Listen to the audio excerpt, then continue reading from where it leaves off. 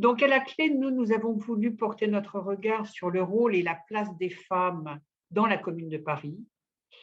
Et donc, sans plus attendre, euh, pour nous le rappeler, nous avons l'immense honneur et l'immense bonheur d'accueillir Michel Perrault, qu'on ne présente plus, et puis là, tout le monde vous connaît encore mieux, mais enfin, euh, c'est vrai que vous êtes une des plus grandes historiennes contemporaines, de nos plus grandes historiennes contemporaines, que vous êtes une pionnière mondialement reconnue de l'histoire sociale, de l'histoire des ouvriers, de l'histoire des marches, et surtout pour ce qui nous intéresse ce soir, mais de manière globale et mondiale, sur tout sur l'histoire des femmes et du genre. Donc, de la somme que vous avez dirigée avec Georges Duby sur l'histoire des femmes en Occident, en 5 volumes, je crois, au chemin des femmes qui recueille un choix des textes dans votre œuvre de plus d'un demi-siècle de recherche et d'engagement. Je crois qu'on peut dire que vous avez permis de briser les silences de l'histoire des femmes et que vous avez permis aux femmes, à toutes les femmes, d'être mieux armées pour faire entendre cette voix qu'elles ont tant de mal à faire entendre. Merci donc Michel Perrault infiniment d'être avec nous ce soir. Vous nous présenterez une introduction générale sur la situation à la fin du Second Empire et sur le rôle et la place des femmes dans la Commune de Paris.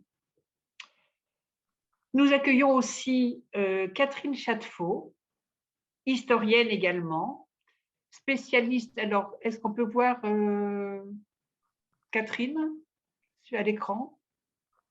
Voilà, très bien.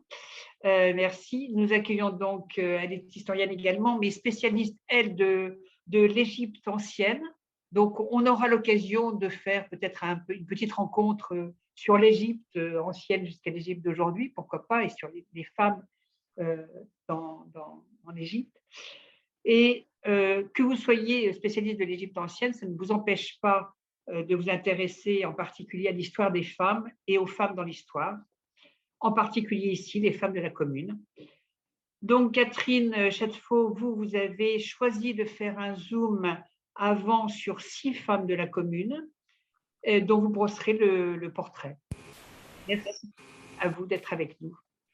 Nous accueillons enfin votre complice, Catherine, la comédienne, autrice et metteuse en scène Blandine Métayer. Blandine est là, parfait. Qui a la gentillesse de nous prêter son talent pour nous dire quelques extraits choisis des paroles de femmes de la Commune, en commençant, je crois, par Louise Michel.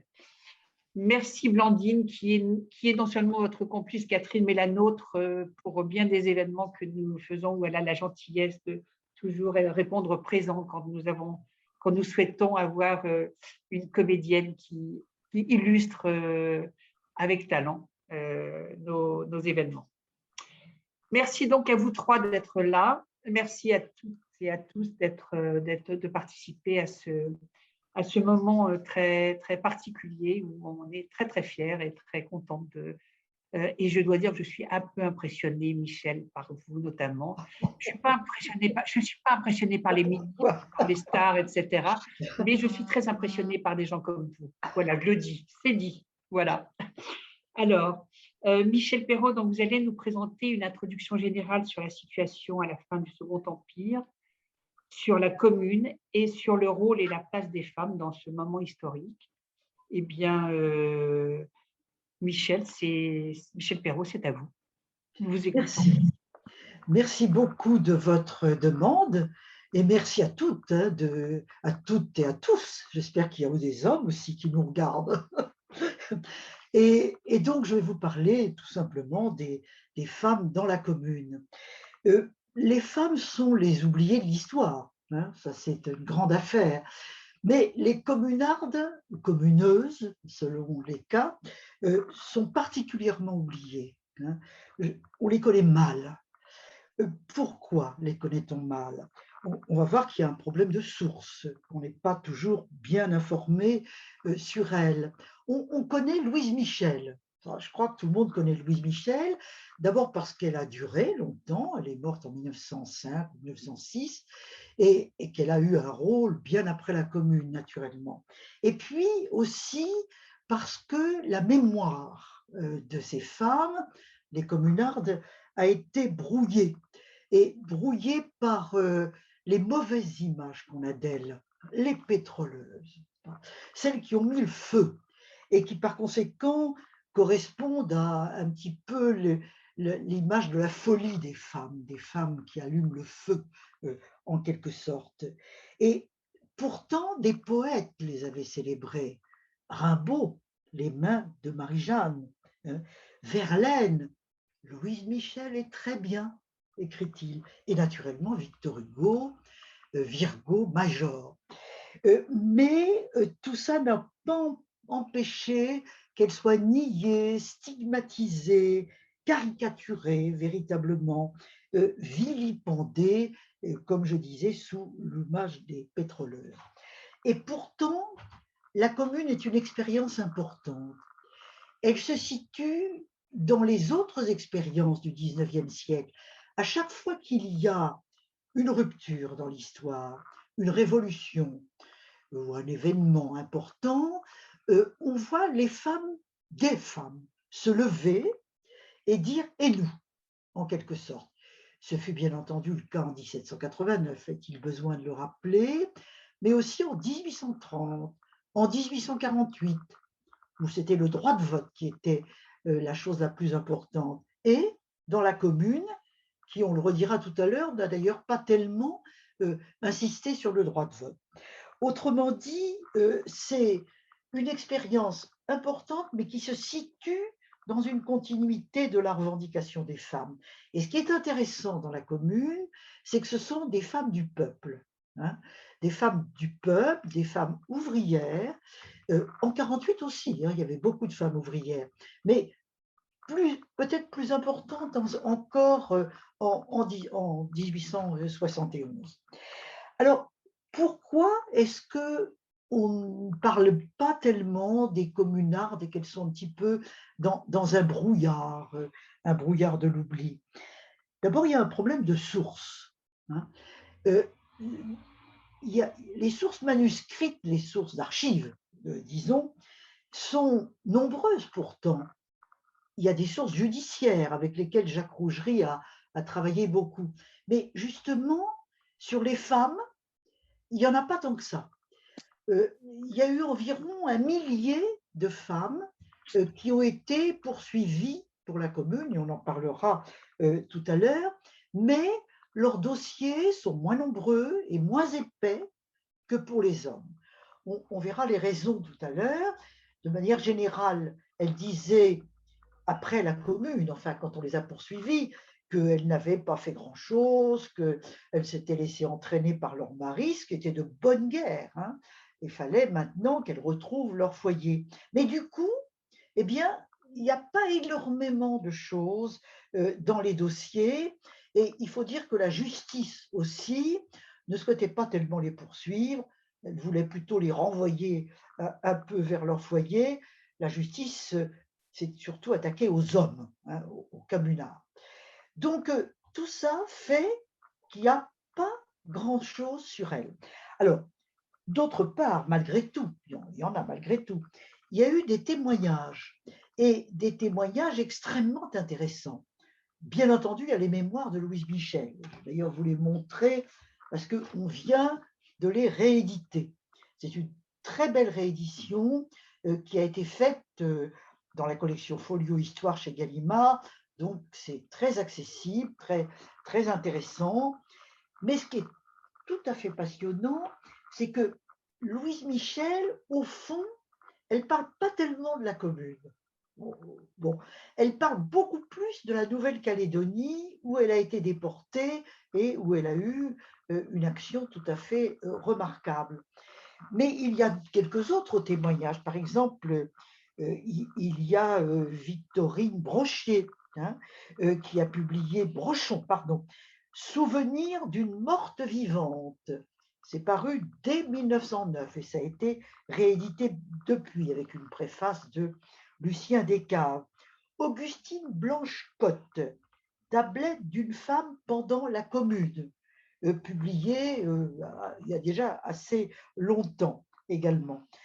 Mais enfin, il y en a certainement encore beaucoup plus. Donc, des témoignages peu nombreux, malgré tout, des dossiers judiciaires pas tellement fournis, c'est ainsi, hein.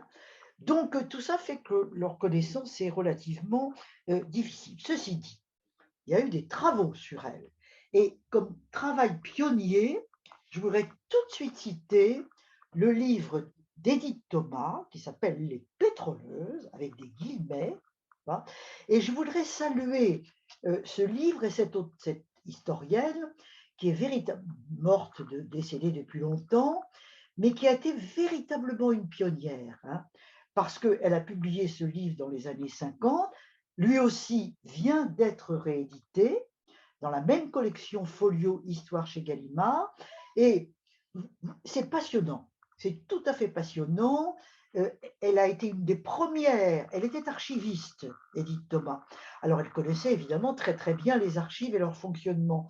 Elle a été la première à aller chercher les dossiers des communardes dans les archives judiciaires et militaires également, puisque évidemment l'armée est intervenue beaucoup dans cette affaire-là.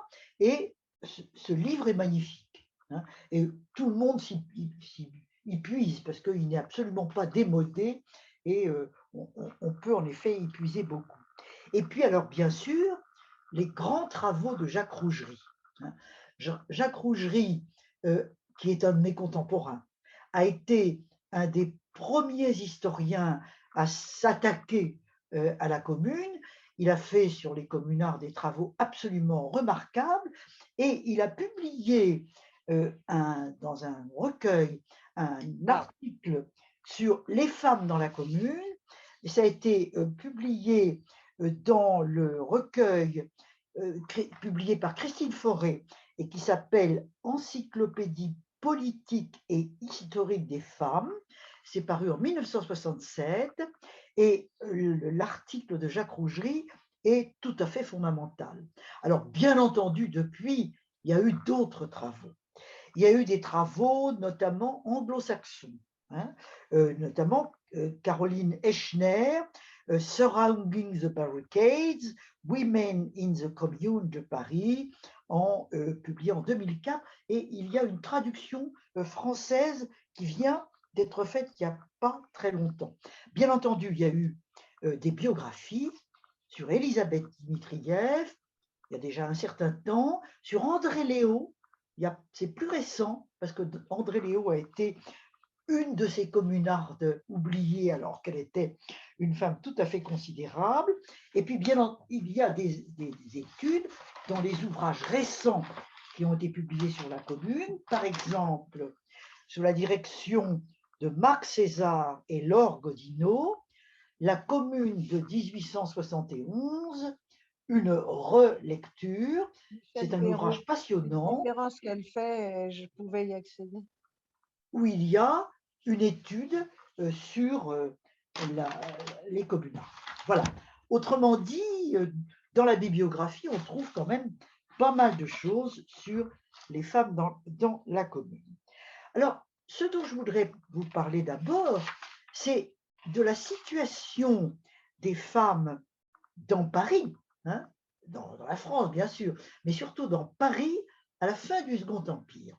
Parce que les femmes de la commune, c'est les femmes du Paris de la fin du Second Empire. Et ce qu'il faut dire, c'est qu'il y a eu, entre les années 1860, 1870, un fort développement de Paris. Il y a eu naturellement les travaux d'Haussmann, les bouleversements créés par Haussmann, mais il y a eu aussi un développement économique et urbain tout à fait remarquable, avec des industries de luxe, notamment la mode, l'habillement, etc. Et tout cela employait beaucoup de femmes, hein, notamment des femmes dans la couture. Il y avait des ateliers de couture, il y avait également beaucoup de choses sur le linge, les classes aisées faisaient nettoyer leur linge, etc., etc. Donc, il y a des femmes couturières, blanchisseuses, repasseuses, etc. Et toutes ces femmes-là, on va les retrouver dans la commune. C'est elles qui sont les âmes de la commune. Et par exemple, Rougerie nous dit que parmi les femmes poursuivies pour la commune, il y a 70% à peu près de femmes qui étaient liées au milieu de la couture. C'était surtout les couturières qui étaient très importantes. Donc, développement économique, développement de certains métiers de femmes, pas très bien payées, mais en même temps extrêmement présentes, et puis développement de l'instruction. Paris est quand même en avance sur les autres villes et sur la France en général. Il y avait toutes sortes de petites écoles, publiques ou privées, d'ailleurs religieuses souvent. Le Second Empire aimait bien l'Église catholique, alors il y avait pas mal d'écoles religieuses, toutes sortes de petites écoles qui faisaient que les femmes qui le voulaient, le pouvaient naturellement, avaient accès à l'instruction. Et c'est un thème passionnant que les communards vont reprendre beaucoup. Et Louise Michel, dans ses mémoires, nous raconte, elle-même était institutrice à la fin du Second Empire, déjà, à la fin du Second Empire. Et elle nous raconte les réunions qu'il y avait entre femmes institutrices à la fin du Second Empire. Et elle donne une image extrêmement vivante de ces jeunes institutrices qui se retrouvaient dans les cours du soir pour avoir accès à une meilleure culture et qui après allaient dîner entre elles et rentraient timidement chez elles avec un petit regard apeuré, parce qu'il faut dire que la ville le soir n'était pas recommandée pour les femmes, hein, et que donc elles avaient toujours une petite crainte de rentrer chez elles. Louise Michel, non, parce que Louise Michel, c'est une femme hardie et une femme qui n'a pas peur, elle n'a jamais peur, Louise Michel, c'est le contraire de la crainte, le contraire de la peur. Donc, cette fin du Second Empire est une période active pour les femmes, et je dirais même pour le féminisme, hein, qu'on n'appelait pas encore comme ça. Vous savez bien que le mot féminisme n'apparaît qu'à la fin du 19e, c'est-à-dire encore des années plus tard, après la Commune. Mais il y avait un féminisme, il y avait des associations, il y avait des ligues qui revendiquaient beaucoup pour les femmes. Par exemple, il y avait une association où le droit des femmes, hein, le droit des femmes, ça c'était très important, avec André Léo, Maria de Rème, Madame Reclus, la femme du grand Élisée Reclus, Madame Jules Simon, hein, Paul Mink, Louise Michel et beaucoup d'autres. Et par conséquent, ces femmes n'étaient pas isolées. Elles avaient des alliés parmi les hommes. J'en citerai deux. Léon Richer, qui est un féministe plutôt franc-maçon, et Victor Hugo, le grand Victor Hugo, qui apportait naturellement beaucoup de soutien à ces femmes. Et ces femmes se réunissent, elles essaient de lancer un journal, elles réfléchissent, elles organisent des réunions. Il y a une effervescence là. C'est dire que la commune ne naît pas de rien. Elle naît déjà de ce féminisme de la fin du Second Empire, qui est un féminisme intelligent, développé, conscient de lui-même, et qui va nourrir, en quelque sorte, la pensée des femmes de la commune. Autrement dit, ce n'est pas du tout étonnant que les femmes, que les communardes aient eu une pensée, une action et des revendications. C'était déjà le cas à la fin du Second Empire, et ce sont souvent les mêmes femmes qui vont s'exprimer à travers la commune. Voilà par conséquent ces femmes de la fin du Second Empire qui vont nourrir la commune. Nourrir la commune. Alors, comment est-ce que les femmes entrent dans la commune? Alors là-dessus, on a des récits, notamment par Lizzie Garay. Lizzie Garay est un des premiers historiens de la commune. Il a écrit très vite une histoire de la commune et il insiste beaucoup sur le rôle des femmes à Montmartre, hein, le 18 mars, au moment où le gouvernement déjà versaillais veut transporter les canons pour en empêcher les classes populaires, dont on sent bien qu'elles ne sont pas du tout d'accord avec le traité de paix. Enfin, c'est même pas encore un traité, c'est un armistice. Et ces classes populaires parisiennes pensent qu'il faut continuer la lutte. Il ne faut pas s'aplatir devant les Prussiens. Il faut continuer et il faut se battre. Autrement dit, la Commune commence par une action patriotique. Et ensuite, elle devient une révolution sociale et socialiste. Mais d'abord, elle est une insurrection patriotique, elle est une résistance, elle est une véritable résistance. Or, les femmes sont très importantes, hein, elles sont là, Montmartre, c'est très populaire, c'est là qu'habite Louise Michel, elles se retrouvent tout naturellement, et on veut empêcher les canons de partir. Et alors, on n'y va pas de main morte. Violence, les femmes sont capables de violence. Elles ne sont pas toutes seules, hein, mais on exécute, on exécute, oui, deux généraux, le comte et Thomas, les généraux Lecomte et Thomas, qui voulaient absolument évacuer ces canons de la ville de Paris. C'est ainsi que commence la Commune. Elle commence à Montmartre, elle commence avec le peuple parisien patriote, hein, et avec des hommes et des femmes très nombreuses, parmi lesquelles Louise Michel, qui est là, dans son quartier, la Commune. Et c'est comme ça que tout commence, et très vite, puisque comme on l'a rappelé tout à l'heure au début, ça ne va pas durer longtemps. Et par conséquent, chaque jour compte, chaque heure compte. Et que va-t-il se passer? Comment, une fois déclenchée la Commune, ces femmes vont-elles se manifester, les communardes, celles que nous appelons les communardes? Eh bien, elles vont se manifester de différentes manières. Elles vont se manifester par la parole, elles vont se manifester par l'action, elles vont se manifester par les armes. C'est ça les choses très importantes. Alors, par la parole d'abord, ces femmes parlent. On dit toujours que les femmes ne parlent pas, et bien là, elles parlent. Elles ont même une espèce de joie à prendre la parole. Elles font des clubs, un peu comme en 1848, comme en 1789. Hein, il y a une espèce de continuité dans les formes de la manifestation. Et où est-ce qu'elles organisent ces clubs?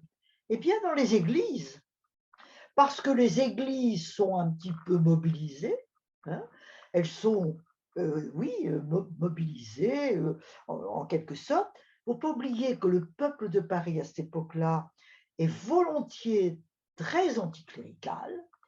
Les communardes sont très anticléricales et par conséquent, elles trouvent que c'est très bien de prendre les églises, de monter en chaire, elles montent en chaire et du haut des chaires qu'elles ont ainsi prises, en quelque sorte, elles parlent.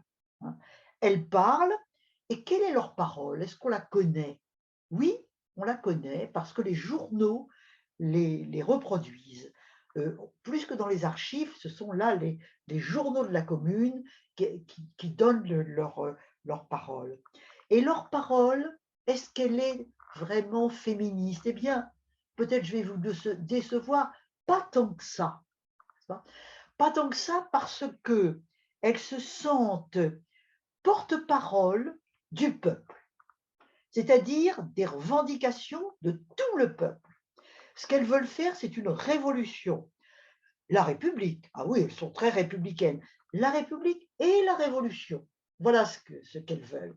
Et il y a une certaine abnégation, peut-être excessive, des communardes à ne pas parler tellement d'elles, mais à parler du peuple dans cette révolution qu'elles veulent faire. Et André Léo, qui est une communarde, mais qui est une communarde critique, dit « Ah, c'est une révolution sans les femmes. Pourquoi est-ce qu'elle dit ça? Eh bien, elle dit cela parce que on a mis sous le boisseau une des revendications féministes, le droit de vote, hein, qui était revendiqué pourtant en 1848. Il n'y a pas dans la commune de revendication des femmes pour le droit de vote. C'est un peu dommage, mais c'est comme ça, justement parce qu'elle voulait se couler en quelque sorte dans le peuple lui-même. Cependant, malgré tout, elle parle d'elle, il ne faut pas exagérer. Mais qu'est-ce qu'elle revendique? Elle revendique l'instruction. C'est ça qui les préoccupait déjà, ces femmes, à la fin du Second Empire, et qui continue de les préoccuper. Mais en même temps, il y a chez elles une réflexion sur l'éducation en général, pas seulement pour les femmes, mais pour tout le monde. Elles veulent une éducation laïque. Anticléricales, elles sont vraiment très attachées à la laïcité. C'est cette laïcité qui fait qu'on ne parlera pas de Dieu à l'école. L'école n'est pas faite pour ça, l'école est faite pour autre chose. Elles veulent une éducation intégrale, c'est-à-dire que non seulement on parle de questions intellectuelles, mais qu'on parle de métier, qu'on parle d'apprentissage, qu'on apprenne à manier les instruments. Elles veulent véritablement une éducation de tous les sens aussi. Elles veulent qu'on parle de la nature. Louise Michel était très attentive à ça. Louise Michel, la nature, les animaux, c'était quelque chose qu'elle voulait. Les sciences naturelles, on dira plus tard. On disait déjà à l'école.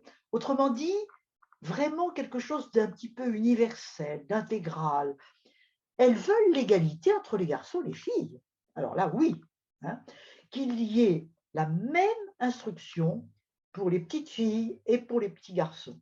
Et malheureusement, l'école républicaine ne reprendra pas nécessairement toujours les revendications des communards. Donc, vraiment une très très grande importance qui est accordée à l'instruction. Et puis, elles revendiquent pour le travail.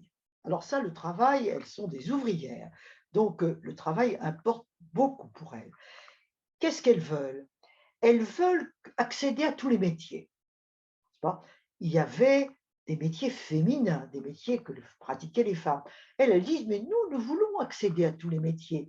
Et comme nous voulons accéder à tous les métiers, nous voulons une éducation professionnelle très importante pour justement accéder à l'ensemble des métiers. Et puis, elles veulent des droits égaux.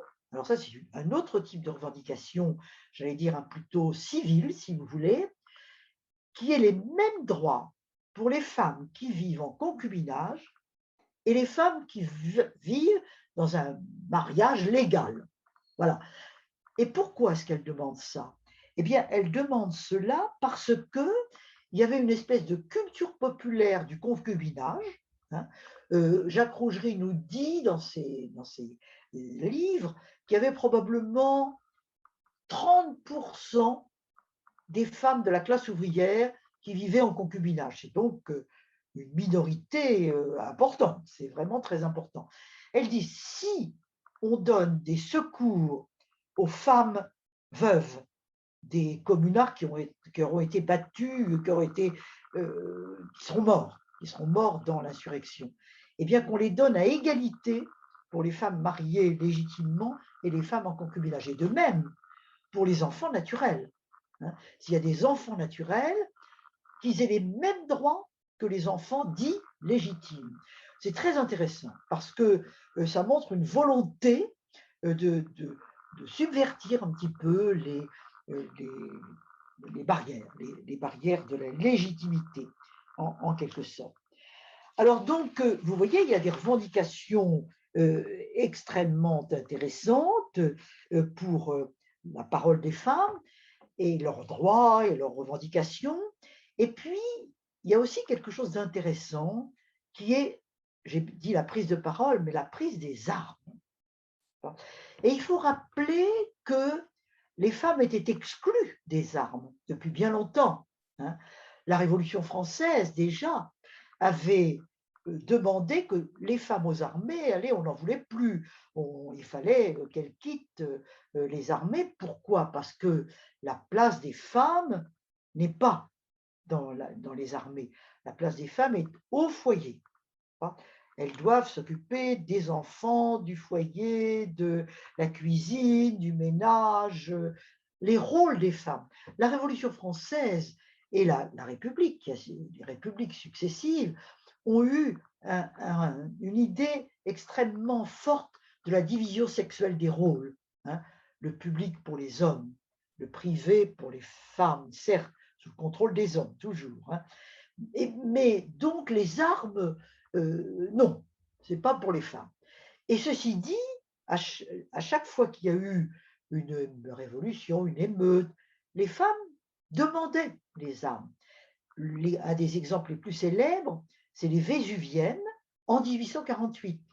En 1848, les Vésuviennes avaient revendiqué les armes, avaient mis une espèce d'uniforme militaire, avaient brandi des épées. On s'était beaucoup moqué d'elles, hein, beaucoup, beaucoup. Mais sous la Commune, les femmes disent « Et nous voulons nous battre ». Et on les trouve sur les barricades. Il y aura même une dernière barricade, la Commune, comme on l'a déjà dit plusieurs fois, n'a pas duré longtemps. Il y aura une barricade qui est particulièrement célèbre, la barricade de la Place Blanche, hein. On est toujours un peu dans ces quartiers, pas très loin de Montmartre, ou quartiers très populaires où les femmes sont présentes. Et bien, cette barricade a été entièrement tenue par des femmes, entièrement. Il y en a eu plusieurs qui ont été tuées dans cette barricade à l'égal des hommes. Et Louise Michel, qui était particulièrement ardente, affranchie, disait aussi ça. Et Louise Michel, alors elle était très amusante. Louise Michel est une femme qui a beaucoup d'humour, hein. Et elle avait une robe et elle avait comment dire, un habit militaire, garde nationale, tout à fait. Et elle changeait. De temps en temps, elle mettait sa robe. Quand elle voulait aller parler à des femmes dans un club, alors elle mettait sa robe. Et puis quand elle voulait aller se battre, alors elle mettait son uniforme militaire. Et elle était très fière de ça, très très fière. Elle a revendiqué cela et elle disait d'ailleurs, avec son habit militaire, cette bête de question de sexe est résolue. Hélas, non, elle se trompait, Louise Michel. Mais elle pensait que du moment qu'elle pouvait combattre comme les hommes, la bête de question de sexe, comme elle disait, est résolue. Et devant les tribunaux, Louise Michel revendiquera très fort son rôle de combattante militaire, hein, alors que beaucoup d'autres femmes ont dit non, non, non, moi j'ai jamais porté les armes, j'ai jamais tiré un coup de feu. Louise Michel dira, moi j'ai tiré, hein, moi j'ai tiré des coups de feu, donc condamnez-moi, condamnez-moi et tuez-moi, hein. Elle revendiquera tout cela. Par conséquent, il y a la parole, il y a les armes, il y a les revendications, et on voit ces femmes partout, au fond, hein. Et ceci étant, je parle des armes, mais en réalité, dans la réalité quotidienne de la Commune, elles ont joué leur rôle traditionnel de femmes aussi. Elles étaient ambulancières, elles étaient cantinières, elles étaient infirmières, et l'association la plus connue qu'elles ont fondée sous la Commune, c'est une association qui s'appelle Association l'Union des femmes pour la défense de la Commune et pour le secours aux blessés. Et on voit bien qu'elles continuent d'assumer, de revendiquer, voire d'assumer leur rôle habituel de ce qu'aujourd'hui nous appellerions le care, c'est-à-dire le soin, véritablement. Et ça, c'est peut-être ce qu'elles ont fait surtout pendant la Commune, même si elles revendiquaient des armes, Elles étaient là, cantinières, ambulancières, infirmières, la fameuse trilogie des soins qu'elles ont donnés aux communards. Donc, elles sont très présentes dans la vie quotidienne, sur les barricades, jusqu'au bout, absolument. Et vous allez me dire, mais est-ce qu'elles ont été réprimées, ces femmes? J'allais dire oui, et je vais dire non aussi, hein. Et c'est intéressant de voir pourquoi. D'abord, oui, plusieurs ont été tués, notamment sur cette fameuse barricade de la Place Blanche, où il n'y avait pas de quartier pour les femmes. 1 millier ont été arrêtés et traduits devant les tribunaux. Et là, devant les tribunaux, un certain nombre d'entre elles, comme Louise Michel, comme André Léo, non. André Léo, elle s'est exilée. Elle a réussi à fuir. Il y a un certain nombre de communards, comme de communards d'ailleurs, qui ont bien fait de choisir l'exil pour échapper évidemment au drame qui allait venir. Mais un certain nombre d'entre elles ont donc été traduites. Nathalie Lemel, par exemple, ont été traduites devant les tribunaux, ont revendiqué leurs actes, dont Louise Michel. Alors elle, Louise Michel, elle y va, hein. Louise Michel, devant ses juges, elle est extraordinaire. Elle dit oui, j'ai tiré.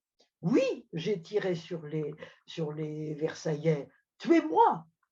Allez-y, tuez-moi, hein.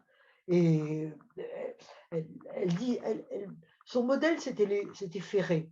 Elle était très liée à un communard qui s'appelait Ferré, qui a joué un très grand rôle, qui a eu cette attitude-là, qui a d'ailleurs été exécuté dans les premiers jours qui ont suivi la chute de la commune. Alors elle aussi, c'était comme ça.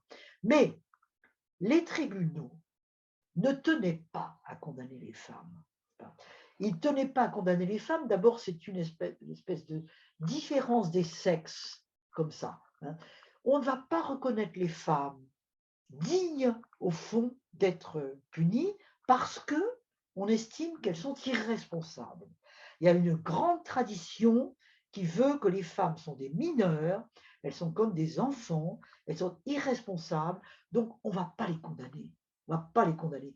On va les déclarer qu'elles sont irresponsables et renvoyer à la maison dans leur foyer. Donc, je dirais tant mieux, parce que ainsi, un très grand nombre de communards ont échappé à l'exécution qu'ont subi leurs camarades et leurs amis. Et par conséquent, mais là, c'est un problème très important, hein.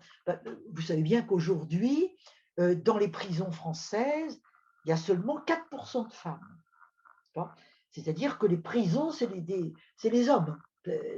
La prison est un monde d'hommes.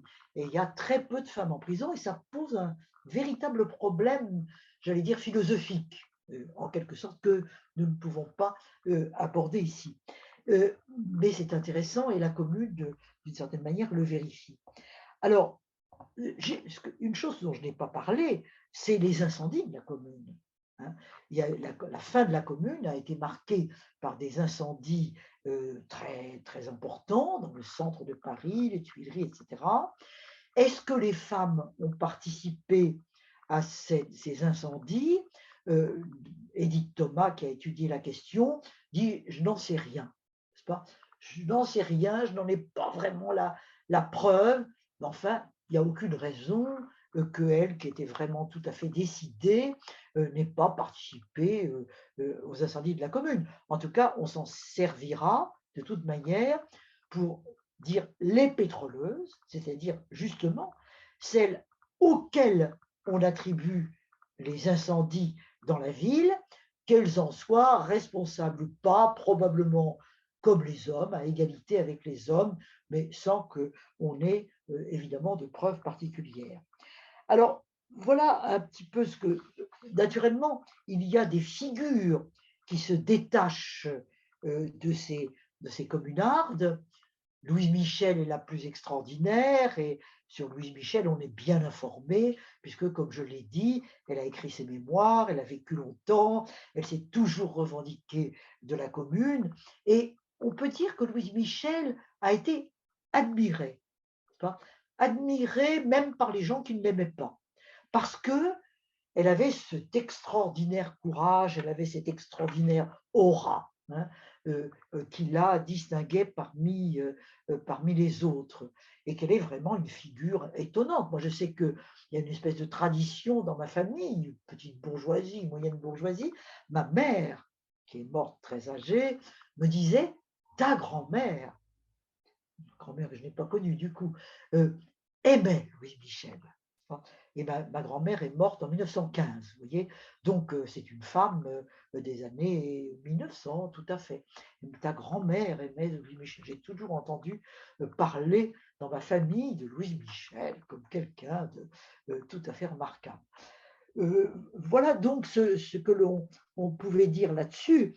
Alors, pour conclure, parce que j'ai déjà pris beaucoup trop de temps, est-ce que c'est intéressant cette minorité, cette histoire limitée, parce que ça représente évidemment pas beaucoup de femmes, que ces femmes parisiennes. Oui, bien sûr, mais c'est peu, mais symboliquement c'est fort. Symboliquement c'est fort parce que elles se sont manifestées, elles ont été courageuses, elles ont été hardies, elles ont été, j'allais dire, avant-garde, parce que ce qu'elles disent est très intéressant. Et encore une fois, j'y insiste, ça venait d'une réflexion plus ancienne de la fin du Second Empire. Elles n'étaient pas prises au dépourvu, elles pouvaient parler parce qu'elles avaient déjà réfléchi. Par conséquent, non seulement elles ont fait irruption sur la scène politique, mais elles ont été dans une continuité qui va des femmes de la Révolution à des femmes bien après, hein, et continuité sur laquelle je crois il faut insister.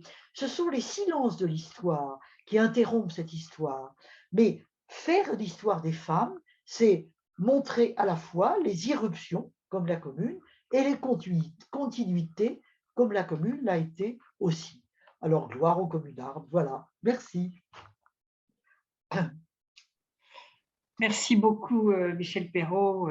C'est vraiment magnifique. Voilà, il y a des gens qui vous saluent avec le verre à la main. C'est ce qu'on peut difficilement applaudir. Donc voilà. Merci pour cette ce magnifique panorama que vous avez dressé.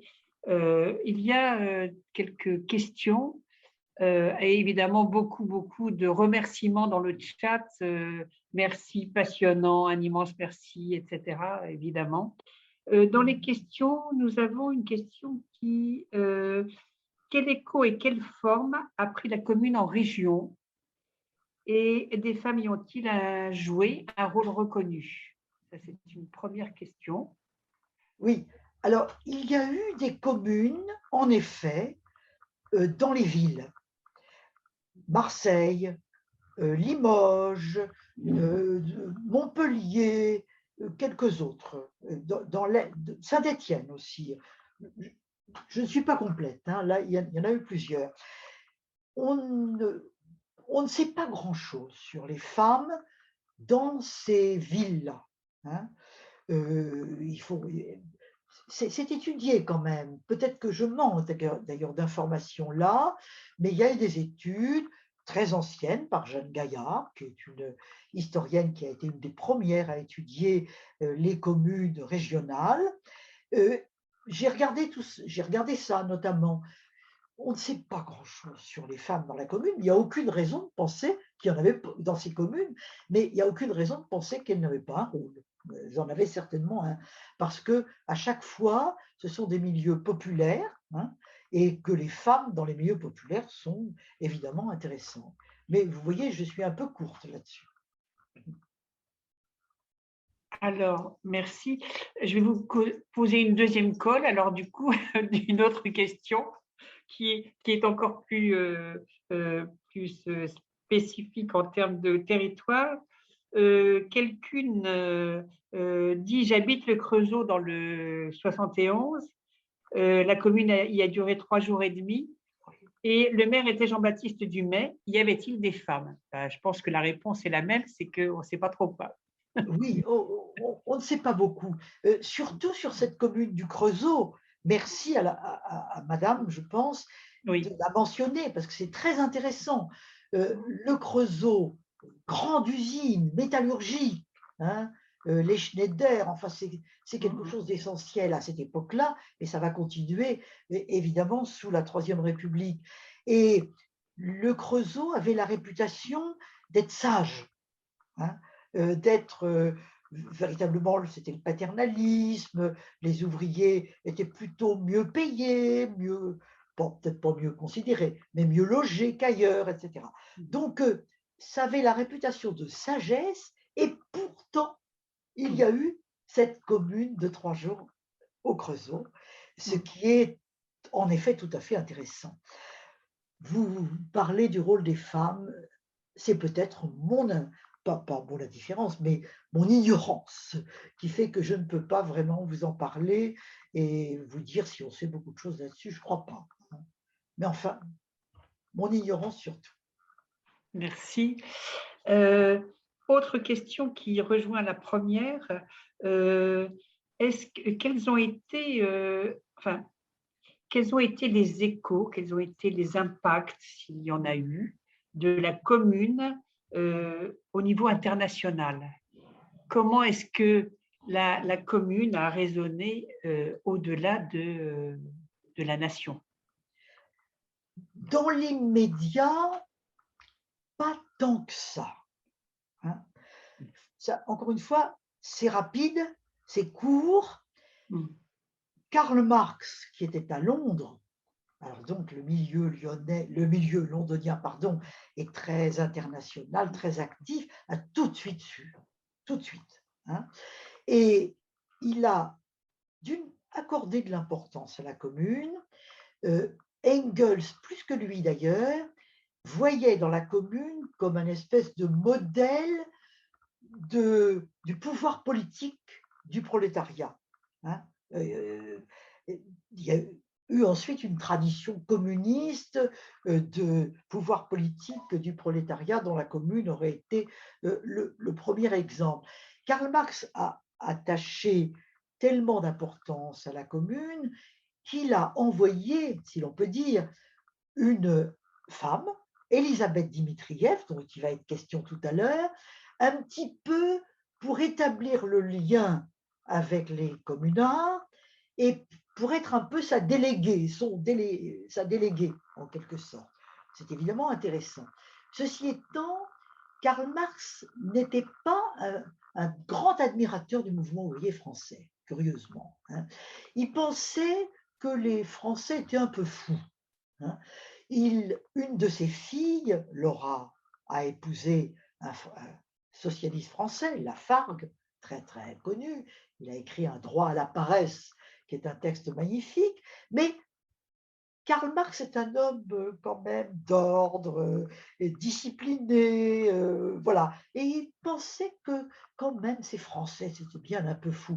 Autrement dit, lui, Karl Marx, ne misait pas beaucoup sur la commune. Il pensait que c'était, oui, un peu fou, quoi, que ça n'allait pas durer. Voilà. Mais ceci dit, c'était quand même un bel exemple et il fallait incorporer la commune à la tradition du mouvement international. Alors, le mouvement ouvrier allemand, lui, lui-même a été sensible à la commune, hein. Et dans la tradition prochaine de Rosa Luxembourg, il y aura une revendication de la commune comme un modèle que l'on pouvait prendre. Et puis chez les Italiens aussi, hein. Chez les Italiens, où il y a très rapidement une tradition libertaire, anarchiste, on admire la commune justement comme une espèce de prise de parole du peuple libre, qui s'affranchit de tous les liens et qui proclame son indépendance. Mais je dirais peut-être plus quand la commune aura été vaincue que pendant la commune elle-même, parce que la répression de la commune, avec ses milliers de morts, dont on ne sait pas d'ailleurs le chiffre, Au début, on a dit il y a eu 30 000 morts, les historiens ne sont pas d'accord, ils disent il y en a eu moins que ça.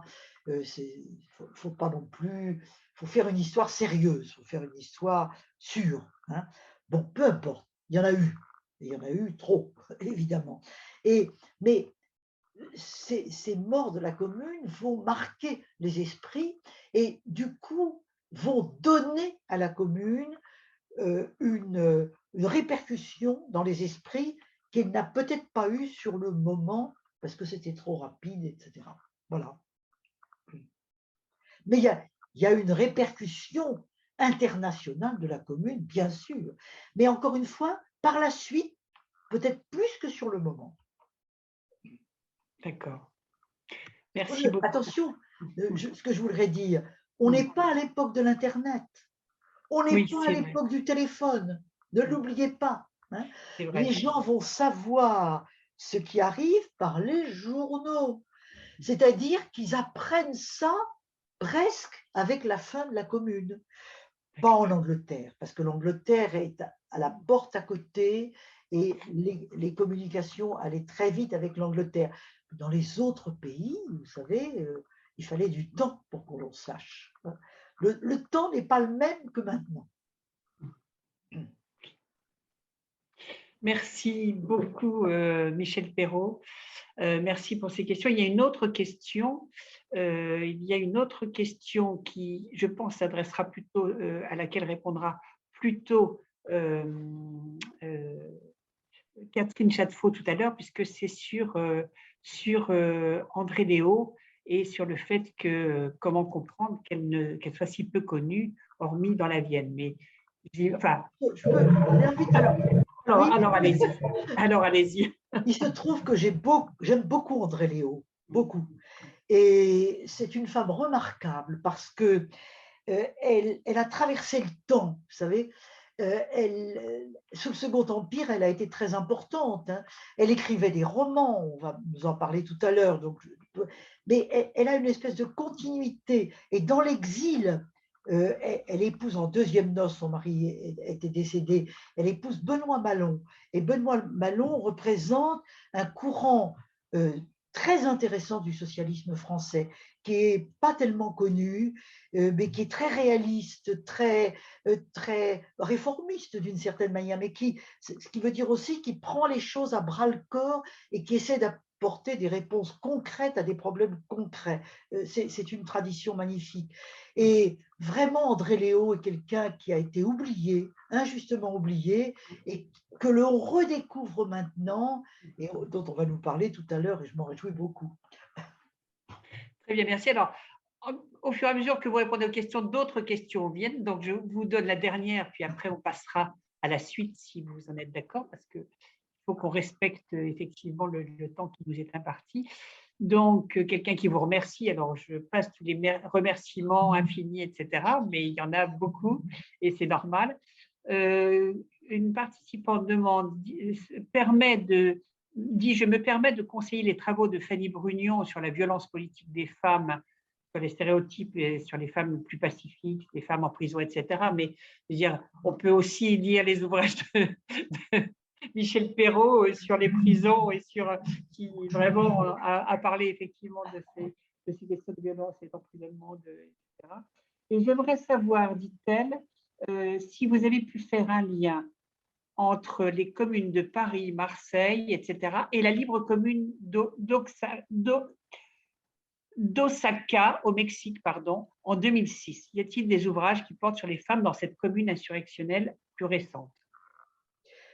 Alors, je connais mal les travaux mexicains, mais ce que je sais, c'est que le Mexique est, comment dire, oui, célèbre beaucoup la commune de Paris.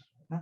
Il y a dans le mouvement ouvrier mexicain très riche, notamment un courant libertaire qui a beaucoup célébré la commune de Paris. Moi, j'avais un étudiant qui s'appelle Miguel Rodriguez, on ne sait jamais, il peut peut-être nous regarder, dans ce cas-là, je le salue, qui a travaillé surtout d'ailleurs sur le mouvement ouvrier français. Il a fait un livre sur le 1er mai, il a fait un petit bouquin sur le 1er mai.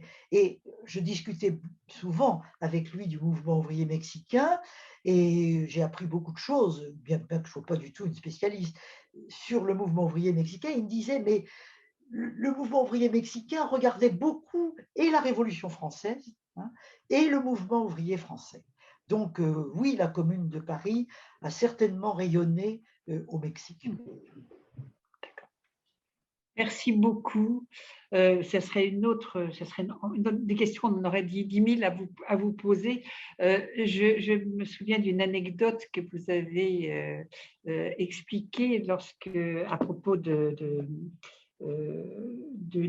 l'histoire des femmes en Occident. Vous avez expliqué que vous disiez, vous présentiez cela comme une histoire des femmes et que un jeune homme de l'Assemblée, certainement d'origine maghrébine, dites-vous, vous avez dit, mais est-ce que vous pouvez prétendre à l'universalité de cette histoire des femmes si vous ne parlez pas des combats et de l'histoire des femmes algériennes, etc. Et donc, depuis cette époque, vous avez continué à travailler. Est-ce que cette histoire mondiale des femmes, pour vous, verra le jour bientôt? Est-ce que c'est, comme vous le disiez dans d'autres ouvrages, l'histoire d'une autre génération, etc. Moi, je me rappelle que quand j'étais un petit peu plus jeune, mais pas si jeune que ça, je suis allée naïvement chez mon libraire en lui demandant une histoire des femmes. Et il m'a dit, mais il n'y a pas une histoire des femmes, il y a. Et c'est là que j'ai découvert l'histoire des femmes en Occident et puis après, par rapport à certains pays, mais pas quelque chose de global. Est-ce que vous croyez qu'un jour, on aura cette somme de l'histoire des femmes au niveau mondial? Je l'espère. Je l'espère. Ce que je voudrais dire, c'est que il y a énormément de travaux. Hein. Véritablement, les 50, peut-être les 30 surtout, dernières années sont marquées et actuellement par énormément de recherches sur l'histoire des femmes. Alors, plus ou moins, évidemment, ai-je besoin de dire que des pays comme l'Amérique en général, hein, Amérique du Nord, Amérique du Sud, parce qu'il y a beaucoup de travaux en Amérique latine, beaucoup, beaucoup, beaucoup. Au Brésil, par exemple, il y a une école brésilienne d'histoire des femmes qui est remarquable, où il y a vraiment beaucoup de choses. Là où c'est peut-être un petit peu moins développé pour le moment, c'est l'Afrique. Hein. Il y a une histoire des femmes africaines, il y en a des bouts, des bribes, mais il y a encore énormément à faire de ce côté-là. Ceci étant, dans tout le Maghreb, il y a du féminisme, il y a des féministes et qui travaillent sur la condition des femmes, et peut-être plus anthropologique, si vous voulez découvrir ce que sont la culture des femmes berbères, par exemple, c'est très important. Mais oui, il y a beaucoup de choses qui se font partout. Alors, arriver à construire une histoire mondiale des femmes avec forcément des comparaisons, c'est un beau projet. C'est un projet qui émergera sûrement, mais j'imagine, avec une autre génération. Laterza, qui avait édité l'histoire des femmes en Occident, nous avait proposé cela. Il nous avait dit, mais maintenant que vous avez fait une histoire des femmes en Occident, pourquoi vous ne feriez pas une histoire mondiale des femmes? Mais à l'époque à laquelle il nous la demandait, c'était beau, c'était prématuré. Parce que pour faire une histoire mondiale, il faut qu'il y ait des histoires sectorielles, hein, sur chaque pays. Donc il faut évidemment qu'elles se développent, mais ça existera certainement. Il y a de l'avenir, quoi. Oui, c'est l'avenir, d'accord. Merci beaucoup, merci infiniment Michel Perrault.